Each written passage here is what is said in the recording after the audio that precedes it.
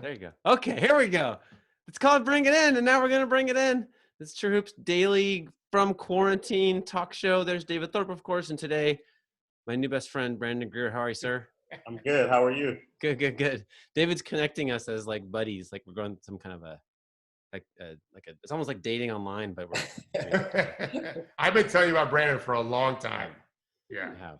We're meeting over Zoom in the pandemic. So Brandon, we're going to talk about all kinds of interesting stuff, but I'll give you a quick intro. You're an NBA and NFL agent, co-founder of the athlete management agency that represents players, a bunch of players, but Georges Niang, Dewayne Dedmon, Ekpe Udoh, Quincy Acy, Felder, many others. And you and David go way back. We're going to talk about that. But first, you are recovered from coronavirus.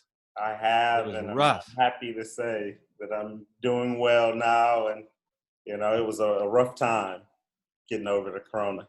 Tell us a little bit about it. Like, where were you when it started? All that stuff. So I'm from Detroit. I live in Detroit most of the year. I tend to stay in Dallas in the summer. Somehow I got to find a way to switch that where I can, you know, have good weather down here in the fall and winter and get to Detroit in the summer. But my city has been hit like very hard by the coronavirus. And because of that, you know, every time you get on Facebook, for me, like, you know, I'm seeing people that have been affected by it, friends I know whose families are, you know, losing loved ones.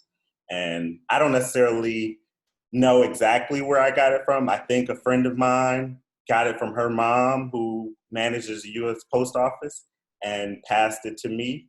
And, you know, they told me they were starting to feel bad. And then 3 days later, I had a dry cough that night. What were you thinking right then? How were you feeling that? I'm like, this is what they say is one of the symptoms. Like, I hope, you know, I don't have it and this is just a cough and, you know, it goes away. Like, I'm talking to Georges Niang throughout the Utah Jazz's ordeal, and, you know, Donovan kind of never reported that he had bad symptoms or things like that. So I was hoping that, you know, if I did get it, it wasn't going to be an issue, something that passed very quickly, or I don't have any symptoms. But that was not my case. I went to sleep that night, woke up the next day, body aches, chills, you know, going back and forth from chills to hot fever. And I had 11 straight days of a fever over 100 degrees. And I mean, I was taking Tylenol left and right, Tamiflu. You know, my mom's dropping off stuff at my door, like natural remedies and things. And I mean, literally nothing did anything. And it was funny. I was telling people, like, I would go to sleep at night and I would tell people it was like I was going into another realm, but really it was hallucinations. And I just hadn't thought of it that way, because your fever gets so high, like, just mentally your mind, I guess, I don't know if it's like a defense mechanism or what, but you start hallucinating. And I would wake up and, like, my bed is just like a pool of sweat.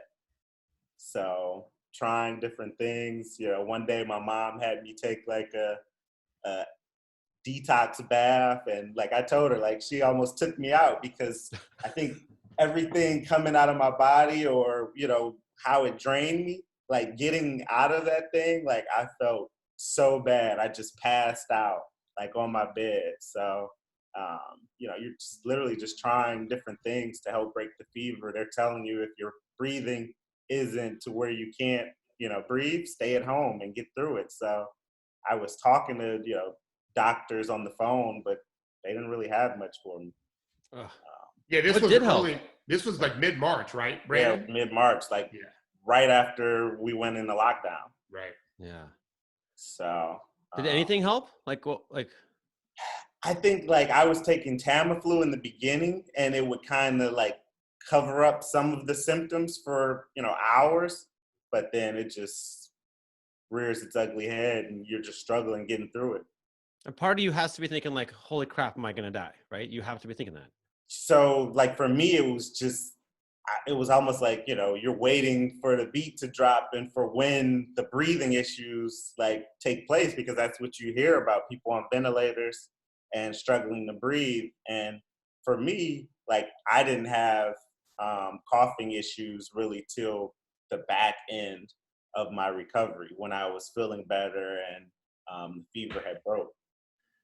Right. He and I would be on the phone. I didn't hear him cough very much, but that's what he was saying. The fever's gone, but I can't shake this cough. And it was a week after the fever was gone, and you were still coughing. Yeah.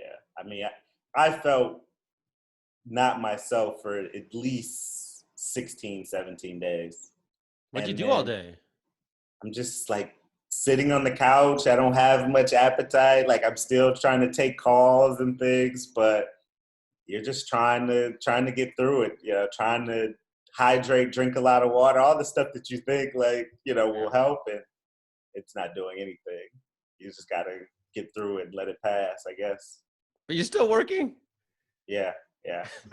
And hardcore. Like I'm just used to a certain pace of my life, and this has been a crazy wake up call, and like not letting work define you and things like that, because that's the thing that was driving me crazy is like, I'm used to going, you know, I travel over 100,000 miles a year. Like I'm just sitting in the house. Like I'm usually not in one place, one city for more than 4 or 5 days. And like I was literally just in my house for, felt like a month plus. Didn't you, Brandon? I'm just now piecing it together. I remember you flew to London for like a night for a meeting. Yeah. When was that? I think it was like mid-January, like January 20th, maybe a little later than that. And I actually had to go over that with someone from like the state of Michigan, because that's what I was wondering about. Like some, I wouldn't call it, you know, real tracing, but they're doing some tracing, you know. They wanted to know like my international travel. I went to China in December, and you know, it's funny. Like one of the things that I took note of is just like in everyday life, the Chinese people are wearing masks in Beijing, and it's like, you know, they know something we don't know about. And I think they were doing it for the pollution and, you know, how unhealthy that could be. But I mean, it was really like a common thing for people to just be walking around in day-to-day life with masks on.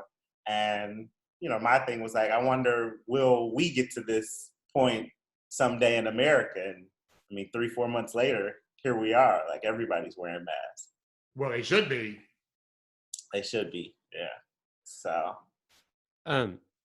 And we just stop for a second because we just learned in the 90 seconds before the show started that you were basically raised by Jalen Rose. Like, what the hell? Yeah.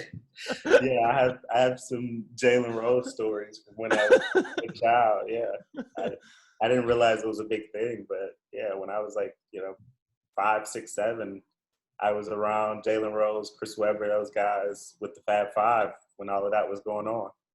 That must have been. Is that why you're into basketball now? I would say so, yeah. So, you know, my grandfather was Ed Martin, the famous booster, you know, now as they call him, from the University of Michigan basketball scandal. And that was my exposure to high-level basketball, professional athletes. And I think, you know, it gives me some perspective on what their lives were like at an early age, you know, how to deal with them. You know, I didn't know Jalen Rose and Chris Webber were the thing that they were at the time, like how big of a deal it was. Looking back on things like today gives me a lot of perspective in terms of the 30 for 30 Fab Five thing, and seeing just how big of a deal it was, and culturally how it changed things. They're like two of the most thoughtful dudes too, right? I guess it's actually like. Yeah, I mean, you know, I think people that know them, you know, people like Jalen a lot more than they like Chris. And yeah, I just like dealing with athletes now and understanding the psyche. I think, you know, as big as an athlete as Chris Webber was, from, you know, what people tell me from 6th, 7th grade on, it's kind of hard to be probably a grounded and person who, I don't think people finished raising you. You know, everybody kind of coddled you and, you know, gave you so much at an early age. Great point. Probably don't have great perspective. Well, that's a really nice way of saying Chris Webber's a jerk. It's a great point, though, because if you've seen that Dream Team documentary, they had that famous game where the college kids beat the 92 Dream Team. And if you watch the video, it's a lot of Chris Webber dunks. He's a teenager, hammer dunking on 11 Hall of Famers, right? Yeah. And he's built to be a dominant basketball player. I saw him play in high school. I think he was maybe 16 or 17. And you just knew this guy's going to be a top 3 pick. You don't always know that. LeBron was that good. Ben Simmons was that good. Wiggins, I thought, was going to be that good and went number 1 and hasn't done great. But very few guys look that good when they're that age. He was one of them. So you're right. It's not easy to finish off that raising aspect of it. And I've not heard he's been a jerk as much. He's just been, he believes in himself a lot, maybe more so than he should. Yeah.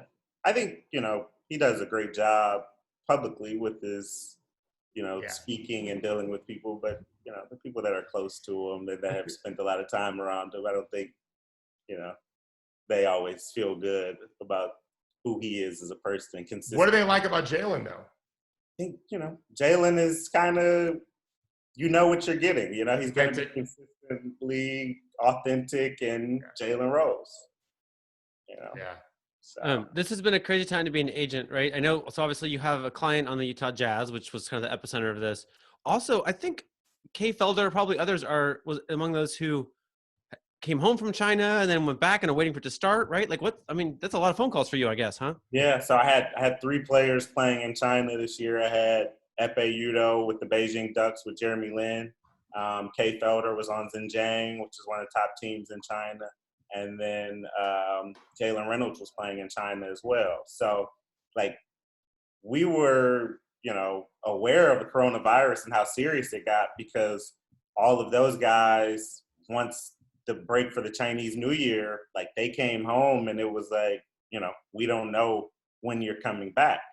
And Ekpe has been the only one to go back, which I think he went back a month ago because they thought they were going to start the season back up, and just seeing how much more serious the Chinese government is taking this as opposed to what we're doing. I hope I don't get in trouble for this, but Ekpe had to go and be in pretty much it was like a dorm room, and there was a camera outside of his door, and it's if you come out of that room and try to leave, you're in big trouble. Wow. And literally, it's he did a 14-day prison sentence, and wow. Just talking to him and going through mentally how much of a struggle that was. That was where we were trying to support him and help him get through those 14 days. How do you help him how do you help that guy? What do you do? Just you're just trying to support him and talk to him and Did he know this was going to happen? He knew he was going to have to quarantine. I don't think he knew it was going to be that serious. And he was hoping he would be able to quarantine at his apartment. Right. And he wasn't able to. They wouldn't allow it. This was the immigration quarantine when he's coming into the country. Chinese government, he said when they landed, I think he said he landed at 4:00 in the afternoon, and he didn't get to where he was going till 1 a.m. because it was so many steps to go through, and they take your temperature multiple times. They sat on the plane for hours because they're not missing anybody. We're gonna make sure we document who's coming in, we test them for body temperature, and we know where they're going to be quarantined, and we can have someone there to make sure that they sit there for 14 days. Jeez. Wow. That's not. So on the one hand, I'm okay, no way your other guys are excited about doing that, right? On the other hand, maybe playing in China, or I just saw that Hong Kong today has 0 new cases, even though their businesses are open, or obviously Korea's been a great success story. Maybe that's exactly where you want to play. Right. And in the past week, I've gotten calls from, people internationally talking about signing guys to Korean League. And that's one of their selling points. It's we know and we feel pretty confident we'll be playing. We're down to 0 cases. like the rest of the world it's up in limbo right now, whether or not they'll be playing next year. Well, they're bragging that they have an actual federal government. We're gonna get in trouble from both governments, damn it, guys. Right. If you're listening. Can you take us back to why did you want to be an agent? So, like, I think my early exposure to Chris Webber, Jalen Rose, and those guys gave me perspective and, exposure to being around high-level athletes like that. But truthfully, I wasn't thinking about being an agent then. When I was 13, I played on a AAU team, and there was a kid from Detroit, Deion Harris, who was one of my best friends. And we played for this AAU team, and I would sit at the front of the bus on road trips and talk to the coaches. And I'm 13 years old, just talking to the coaches the whole time. And they literally told me, you're not going to be good enough to go to the NBA, but he is. You be his agent. And from 13, 14 on, I took that and ran with it. Every step in my life, I tried to position myself to better my chances of being an agent. I didn't have the grades at the time to get in the University of Michigan where he went to play basketball. So I went to Eastern Michigan, right up the road, 5 minutes away. And Tommy Amaker gave me unlimited access to the program. I was a part of the team. I got some other guys from our neighborhood to come to Michigan. And then Deshaun Sims, who came from the same AU program, grew up in my neighborhood. He came to Michigan, and Ekpe Udoh was his roommate. So I would work those guys out every day. And Tommy Amaker got fired. John Beilein came in and was the coach of Michigan. And it just didn't work for Ekpe and him. And I told him he needed to transfer. So I ran his recruitment on the transfer. I was big into real estate at the time and kind of wasn't going to school as much. Thought I would make money forever. And then there was the 08 economic crash that, changed that.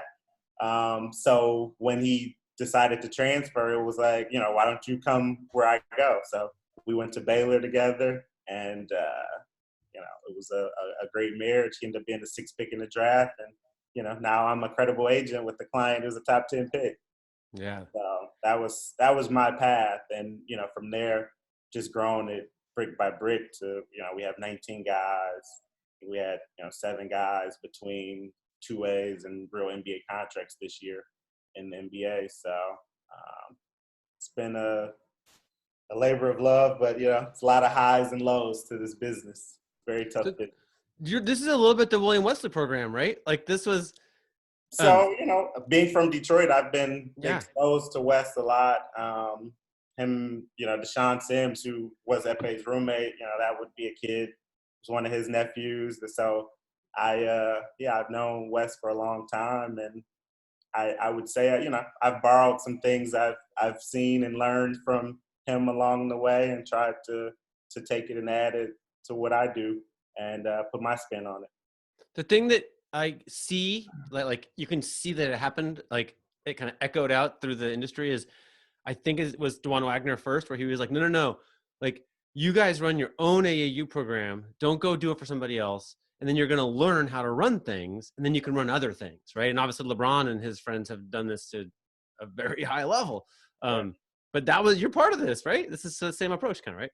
Yeah, I would think you definitely see some similarities. And I think for young kids, exposure is such a big thing. If you're exposed to it and you can see guys that look like you, people that are doing things, it allows you to believe and kind of, put it into reality and make it happen. So, yeah, I definitely think that's been part of my story. And how did you connect with David? When Ekpe was coming out, I had been reading the Draft Express every, draft year. Because how I learned the business literally is I didn't have a mentor or an agent that I worked under to begin with. I think we're in the DIY era. I read and consumed everything I could to borrow lessons and things people did wrong and, things people did right to incorporated into being the best version of myself. So I used to read those Draft Express yearly workout tours. And, David Thorpe would have his guys in Clearwater, and it would seem like every year, a guy he has is like rising in the draft, and they got better and kind of came out of nowhere. So we went to Clearwater to work out with David, and then, see about him doing the pre-draft training. And kind of from there, we hadn't talked for a while, we reconnected. So he's been integral part of my development as well. One thing I'll say about Brandon is, and I'm sure, Henry, you've told me things about William Wesley over the years. There's a negative connotation to the term hustle. And I get it. A con man can hustle, but in basketball, hustle is a good thing, right? If Brandon hustles, like if Brandon follows down leads, he does what he says he's going to do. And I've dealt with many agents, as you know. The truth is, the best ones, there's lots of similarities that they have and differences, but they follow up on leads and they follow what they say they're going to do. And they do research and they read all the time.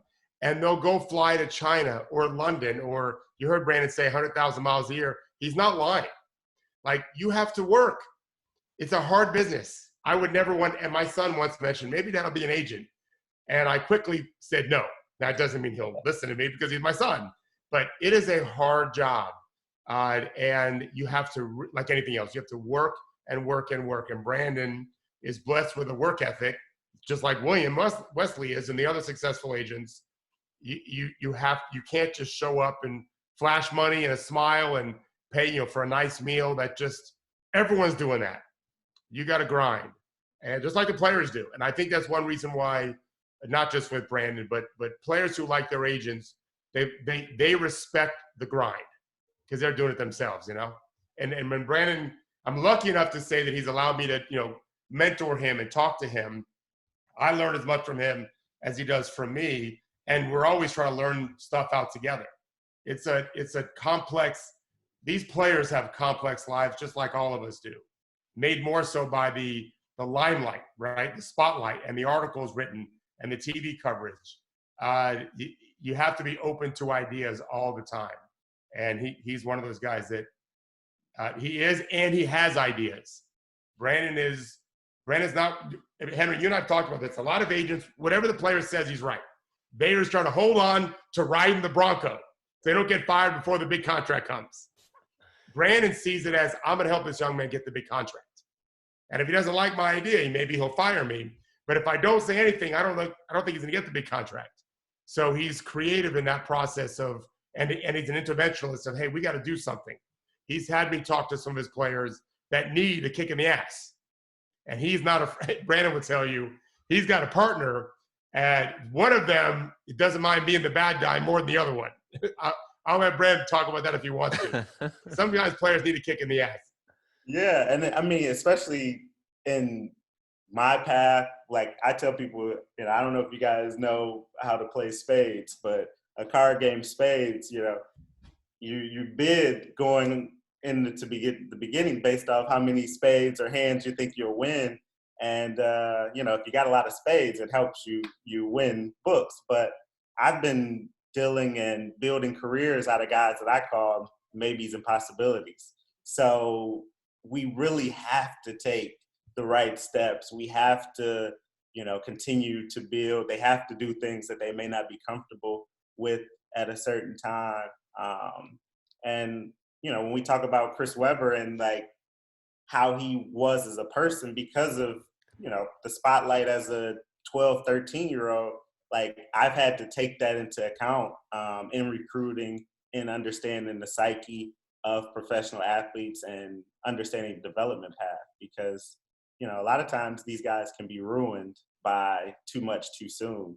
And there's a Damian Lillard, who kept working and grinding, and he's going to pass him up. So it's an interesting time in the fact that I think, there's maybe 50 guys who are like stars in the league, and the rest of the guys are very close. And I think that this pandemic and guys just sitting at home on the couch, like a lot of guys' careers, they won't be in the NBA anymore coming out of this just because they're not doing anything. And so is this part of your brand, do you think? Like when you're talking to GMs, they're a little more likely to listen to you about someone they haven't heard of because it's coming from you because you have grinders? I think that that's becoming part of our reputation. I don't give a ton of GMs like a lot of credit. Like I think that they're like a herd mentality, and a lot of times they're following the publication and whoever's getting the most limelight. But after Why a is while, that? Why can't they be better at this? well, you don't want to be somebody who goes against the grain and then it doesn't work out. So they feel like it's safer to, if everybody is saying this kid is supposed to be a lottery pick and, he's on the board at 16, 17, like I got to take him. And I think that gets people in trouble. Either they haven't developed an eye that they are willing to trust or, they're just scared to pull the It's trigger. your whole job to have that eye. Like, that's the whole job. The whole job. So, Wow. building from nothing, for our agency, that's kind of been our thing, to find guys and develop them and, help a Dewayne Dedmon go from being undrafted, a guy who didn't start playing basketball till he was 80 million till he was 18, to being on track to earn over 60 million in his career. So. Brandon's also, the good agents, like good coaches, aren't afraid to speak truth to their players.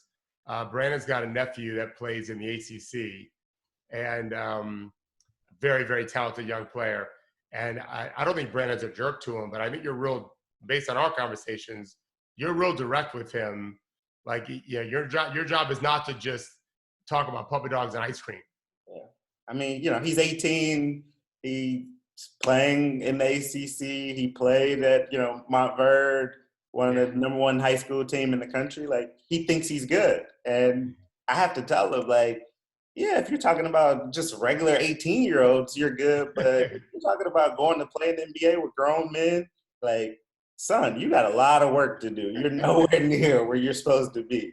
And, it's not fun all the time, but he knows it comes from a place of love. Yeah. And, just like my other clients, like, I'm in the gym, I'm pouring into them. So I think you earn the right to be able to speak the truth and have hard conversations because, they know that you care and you're invested. It's hard to be 18. I mean, you know what I mean? It's hard to be 18 just anyway. And then trying to cope with all that stuff. Oh, my goodness.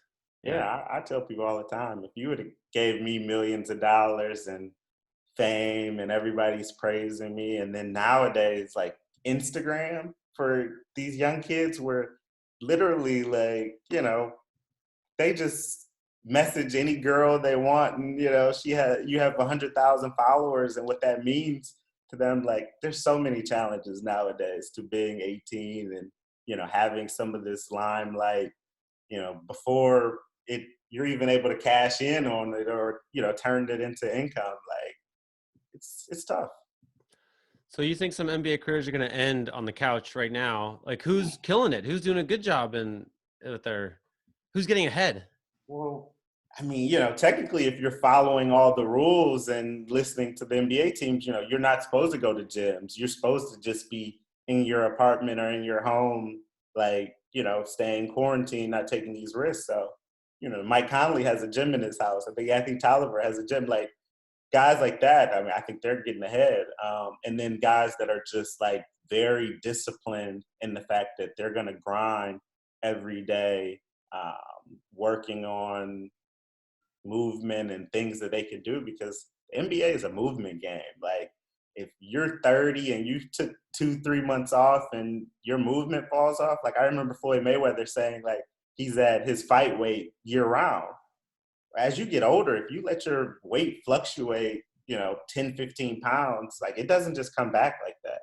You don't just have the same quickness, movement, explosiveness. So I think you're going to see, guys who are older, guys who don't have the discipline to stay at their fight weight and really grind right now, they're not going to be the same players coming back.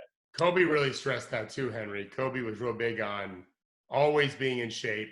And it's something my athlete, because of Kobe, really buy into that. When are we going to play again? I think they really want to, finish this season in some form or fashion. And, I've heard of some of the conversations amongst the owner calls.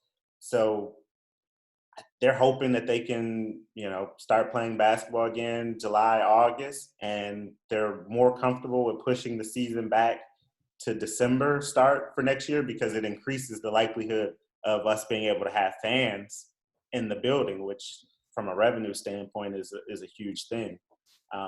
So hopefully, late this summer we have basketball and we're able to finish the season. And then, they'll possibly be on the December Christmas schedule going forward. I don't know if they'll do it for 1 year and then try to bring it back, but I think that it'll work out in a way where that'll probably be the new norm for NBA basketball. Your whole business depends on playing, and you lived coronavirus. So what do you want? How do you want this to go? Man, I didn't really think about it that way, but yeah. I just never imagined that we would go through something in our lifetime that has literally shut the world down. It was one thing when China was shut down, but the whole world has been at a standstill. And basketball was kind of like the first domino in America. And I was a part of that because, we're talking to George all throughout that night as they're, in the locker room waiting on tests. And then, they make the decision to cancel the season. So it's been a whirlwind, and, I've kind of had a front row seat to it. And unfortunately also had to experience the virus myself. Tell them real quick about you told me about you try to ride the bike. First of all, you flew to Dallas. That wasn't a fun experience with not everyone wearing a mask. And then what happened your first time you tried to ride a bike when you thought you were recovered? Yeah, so I flew to Dallas. I was going crazy sitting in the house in Detroit. It was rainy, cold. I think even like first week of April, it snowed. So I just, I'm used to being on the go. So I wanted to change my scenery, and the fact that I had it already, I was hoping it would make me less likely to catch it again. And, I took my precautions, wore a mask, wore gloves, things like that. But I had bought a direct flight to Dallas, and I thought, there's probably going to be 2-3 people on this flight. Well, they canceled my direct flight and redirected me through Chicago, which was, I'm sure, their way from a business standpoint to have a fuller flight. So on my flight from Detroit to Chicago, there were 5-6 people, nobody on the plane really. Half the people wearing masks. And then my Chicago to Dallas flight was full.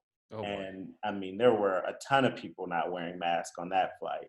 So when we landed, they had Texas Rangers who were questioning people, and they had a Survey Monkey questionnaire that they were having you pull up on your phone, and then they let you go off on your own to fill it out, saying you were supposed to agree to a 14-day quarantine. So many people were just walking away, ignoring it, not filling out the questionnaire. And I'm thinking about how China's doing it versus us, and it's just we're in trouble. And then what about that first time you rode a bike? Oh yeah, and then so I'm down here. I'm trying to get back into getting out the house. Great weather in Dallas, and I ride a bike, and I'm I'm gonna go on a 30-40 minute ride, really get a sweat going, and 3 minutes into the bike ride, I just have no wind endurance. I have to stop. That's one of I guess the side effects of the coronavirus is I've had to slowly try to build up my lung capacity and wind endurance just day by day, doing a little bit more. I actually went to the grocery store and I didn't want to touch a buggy. I was just going to get water, and I carried a 24-pack of water out. I was out of breath for 20 minutes just carrying water from the grocery store to the car. So, it's being 100 years old. Yeah, and I see how, if you're older or if you have, health conditions, being overweight, things like, I see this thing can take you out. Like, it was hard for me, 34 years old in decent shape to fight it off. So I can only imagine. So you're in Texas where they're having some of these like protests to reopen everything. How do you feel about that? I think it's foolish. I mean, Yeah. even in Michigan, they had Right. the protests very seriously and, armed people in the Capitol. And I just think that because it's not hitting, certain demographics as hard, I think that they don't think it's a serious thing or as important. Like, let's open the economy and, we should be able to go to restaurants and things like that because, they're not seeing as many people dying that they know. But for me, like I said, I get on Facebook every morning and it's, somebody I know personally, either they're sick from the coronavirus or their mom, dad, uncle died. Like, it's a real thing. Like, there's a boxer from Detroit, Tony Harrison. He was like light middleweight champion of the world. His dad was like 58, 59 in the boxing gym every day training fighters. He died from coronavirus. Yeah. I mean, it's crazy. I've thought a lot about I think his name's actually Trey Edwards, but they call him Black Trey. You know who I'm talking about on the other podcast? He's great, but he was like, look, they can reopen businesses, but I'm not reopening my house. Staying here. Like, yes. Yeah, like, I mean, I think they're opening restaurants here in Dallas now, talking about 25% capacity. Yeah. I'm not going, Yeah. They can open it all they want, but I'm going to use logic and follow the science. We're going to have basketball, I'm sure, somewhere, somehow, but it's going to have less money, right? Like, people are going to make a lot less money. That's going to be shocking to everybody, right? Mm-hmm. Yeah. And if at the same time, like, I think you're not going to be able to use the same formula to set the salary cap for next year. And I know owners would like to argue, because they're businessmen that, well, this is the formula. And the formula would say that the salary cap based on this revenue is supposed to be, 75 million next year. But there's so many dominoes that are affected by that. And if, the NBA goes back to normal the following year and you have, this rise in revenue and now the salary cap is 116 million, like, there's no way for you to operate a cohesive business with crazy fluctuations like that. So I think that the NBA and the Players Association are going to have to agree on a number based on logic and the business and how we've known it, and the fact that this was something that nobody could have planned for, and a pandemic that changed our lives and business as we know it. So here's my like devious business thought is I covered the 2010-2011 lockout, and they decertified the union, and there was a moment where it was like, look, if the players could actually make a product that was televisable and popular, they don't need the owners, right? And it was kind of laughable that it would happen right then on that short notice. But now we're really talking about the owners have the arenas, right? That was the thing. Like, that's why they must be included in every negotiation. But now if the arena is the problem, right? Like, now we really do have to figure out this televised audience-free moneymaker thing. So suddenly I'm like, I know the owners are like, oh, well, we need more money from the players because of pandemic and budgets, blah, blah. I can see the players saying, I don't even know if we need you at all. Right. I mean, you think about like Tiger Woods and Phil Mickelson about to do this golf event, and like everybody's gonna watch. Yeah. I mean, the superstars, and it's something that to me LeBron has been the greatest at, not only in terms of uplifting everybody in his circle, but just realizing the power of the superstar, and that, like, I call the shots. And so the superstars in the NBA, I mean, if they decided to get together and do something, people are going to watch, especially now when we're dying for content and things to enjoy in terms of sports. And it probably won't replace, the ESPN Turner income of the league, but someone will figure it out, right? Like, it's not going to be eventually someone's going to figure that out. I don't know. If I were an owner, I'd be a little like, hey, let's not go too hard right here. Let's not push too hard on this one.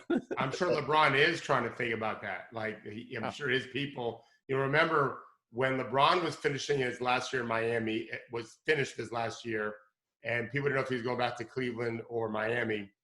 What we did know is what Maverick said, which is he's going to take the max. Because up to that point, the argument was to create these super teams, we'll take less than the max so we can so we can have more players, whatever. And LeBron's like, clearly that's not happening. Mm-hmm. I'm the best player in the league. I'm getting paid the max. The owners don't have to take a haircut. Why should I? That was groundbreaking thinking. The Spurs and Tim Duncan kind of had taken it the other route. He's like, no. I'm getting paid. First of all, you can't pay me enough. What I'm bringing into you is much more than you're allowed to pay me legally. I'm at least going to take my legal limit. That was groundbreaking stuff. I think he and his people, I would guess, are working on what you're talking about, Henry. And truthfully, they're talking about the trick is to make money from like film and television, which they're extremely sophisticated in outside of basketball, right? Like they're not going to be like, oh, how could we ever make money from film and television? It's like, no. Like they do that every day. Right. and like, this is a time where everybody's watching The Last Dance on Sunday. Like to me, that was one of the biggest takeaways from watching The Last Dance is looking at when they put up, what the salary cap was or what, teams' payrolls were and seeing Michael Jordan make $33 million back then. And you're like, Steph Curry, LeBron James are making $40 million in today's, market, which if you adjusted Michael Jordan's salary, to today's money, these guys are grossly underpaid. And I think that they realize like the power of the superstar and who's really driving the revenue in today's game. I can tell you that like on ESPN.com traffic, like, most players don't drive any traffic, right? Like you put that in the headline, nothing happens. LeBron, Steph, Kobe, like exceptions, right? But it's like those three and then like a huge gulf. And then you start seeing brands like the Los Angeles Lakers and stuff way down here, right? And then you go down way more. And then it's like Kevin Durant. And like it feels like, in journalism, we treat it like, oh my gosh, we got a Mike Conley interview. Like our business is made. And it's like, no, nobody's reading that. You want to give the readers like, diverse reading options and not just talk about the same guys all the time, but this is what they care about. This is what, drives revenue. Yeah. Most people aren't bigger than the sport, right? Sport isn't that popular. It's the people who are bigger than the sport that make money, right? And as an agent, like, I will tell you that that's one of the things that is like, it almost drives me crazy in recruiting because you go sit in the house of, family members and kids coming out of college who played at Kentucky and like everybody thinks that they're going to be LeBron James and, they all the agents talk about is marketing. Yeah. And I'm telling people and families, like, this is all smoke and mirrors. Right. Who do you see on TV? Like, we can name the same, 6 or 7 players that you see on TV. And those deals for the endorsements are NBA league partners. Like, they're helping bring these deals to the table. So everybody comes in here and talks about marketing and, they're selling you on that. And because they have like a certain star, you're not going to get like this marketing. It's almost a lie. It's like, I can tell you 100 stories like this, but like, so Bill Duffy has a brunch at All-Star Weekend. And there's years ago, Steve Nash takes the mic to talk about how great this certain brand of expensive watch is, right? Bill introduces him. Bill can't even pronounce the brand of the watch properly, right? And I'm like, oh my gosh, this watch company is paying a fortune. They're paying for this brunch plus a million other things. Mm-hmm. For Steve Nash to like, is anybody going to buy that watch because of Steve, right? No. Are they selling one watch? It does seem crazy.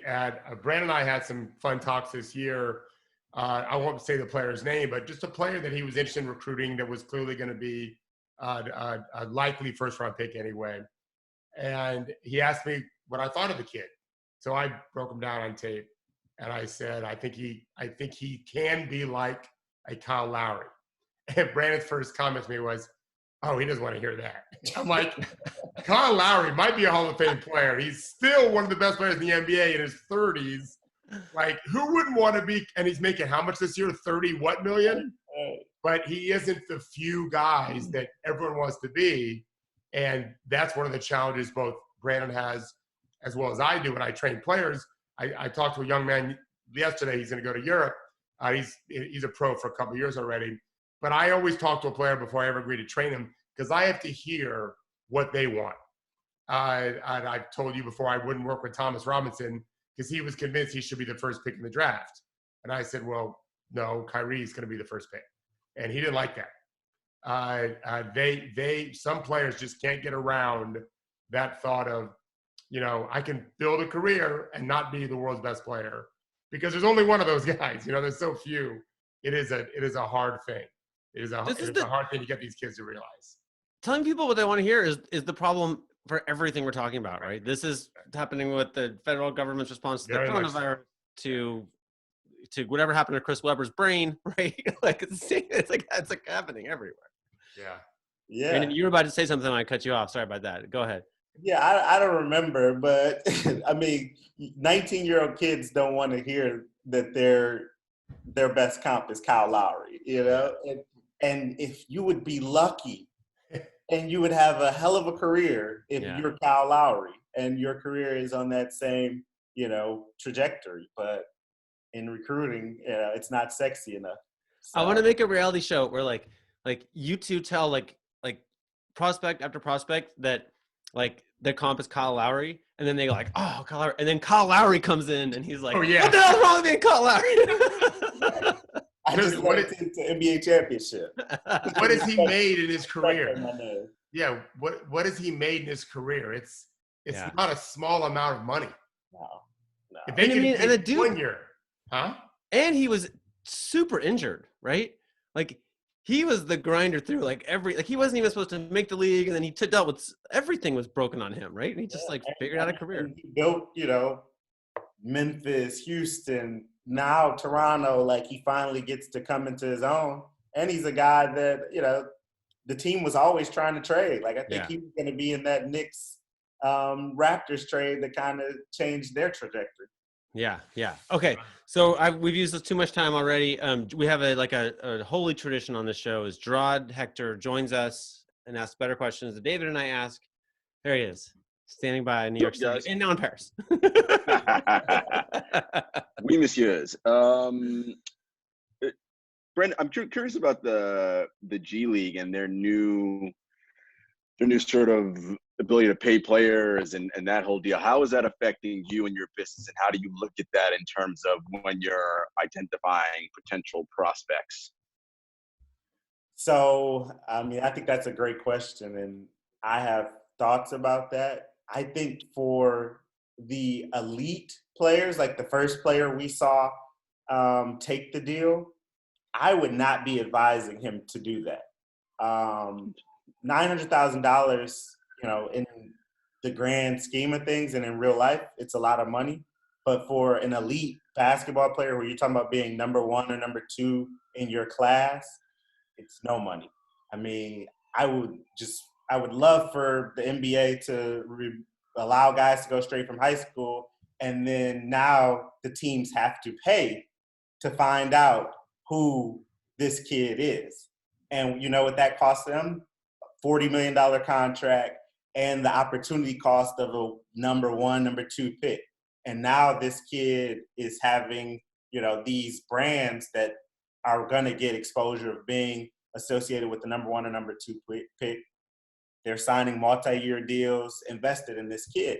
And I've talked to, some NBA owners about it, and they're very excited about the fact that they get to have these kids in the G League, which is an NBA-owned entity in LA, which, everybody loves coming to LA. It's much easier than going to Australia to see LaMelo Ball.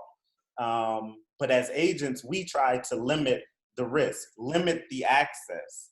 And now they control and they own access.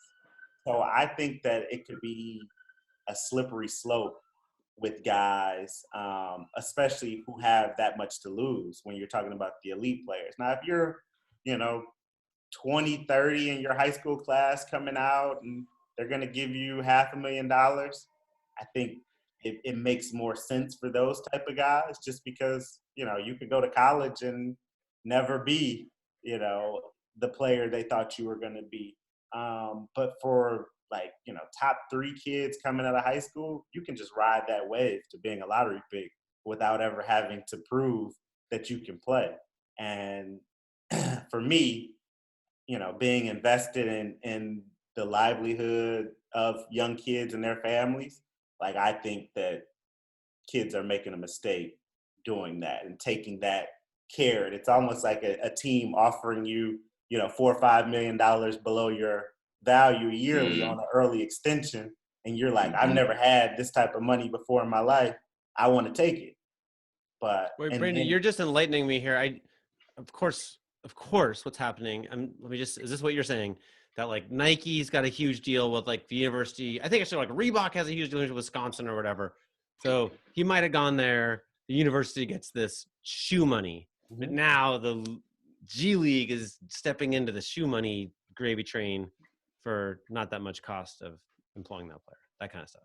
Well, even more for them is that the NBA wants to have as much information as possible on players to take, to make them be better at their jobs because they're not that good at identifying players and drafting well. So they want as much information and intel as possible to not make the $40 million mistake and not have a team not drafting Anthony Bennett because they were able to have all the intel from a year of him being in the G League program for only $900,000. It's, that's a $39 million win for them at minimum. So they're going to have more sensors and stuff, right? They're going to have all their biometric data, right? I don't know, what all they're going to have. It's a unknown land and they're controlling it. Yeah. Right, the college coaches, Brandon's making an amazing point I never thought of. The college coaches are just they're gonna sell the NBA guys all the puppy dogs and ice cream stories. They want their kid to go number 1 and number 2. And they're not gonna tell them the truth. The G League guys, they get no benefit. They don't suddenly get more guys want to come. They're gonna be able to tell these future bosses of theirs who they want to go work for one day all the gold. Yeah. So think about that. If they can say, hey, you know what, the kid's doing well for us, but I don't know if I take them top 5. They're earning to them. It's going to help their careers because they're being so transparent and saving them from a mistake. The player doesn't benefit. Yeah. I think David Fizdale and Sam Mitchell are going to be coaches or big parts of this. But coaches nope. That's a nightmare. Speak to this I've been a part of a kid going from 14 to being an NBA player.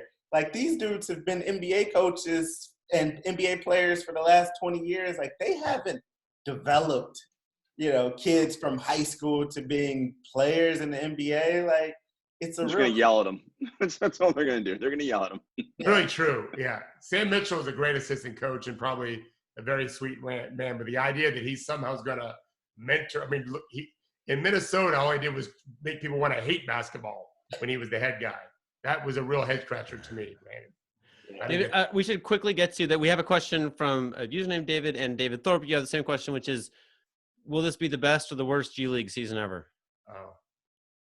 Will it be the best? Yeah, Brandon, the point you know what I mean? Can Europe, because we don't know anything about whether the NBA is going to have a season, I thought the G League could get all these great players, but now with the NBA being so questionable because America being so questionable, can Europe steal a bunch of these guys that would have probably gone to the G League?